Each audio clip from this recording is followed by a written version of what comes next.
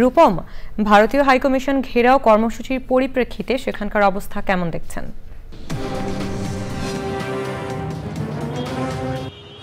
ভারতীয় আধিপত্যবাদের প্রতিবাদ এবং ত্রিপুরার বাংলাদেশ সহকারী হাইকমিশনে হামলা ভাঙচুর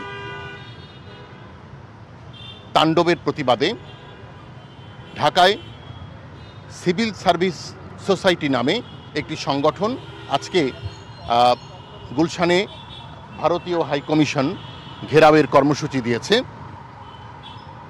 এজন্যে তাদের সময় ছিল দুপুর 2টা, তারা এখনও কেউ এসে পৌঁছায়নি। আমরা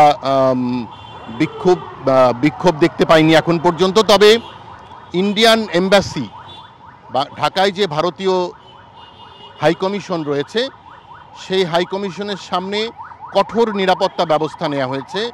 পুলিশ, র্যাব এবং সেনাবাহিনী কড়া পাহারা দিচ্ছে, চারপাশ ঘিরে রেখেছে।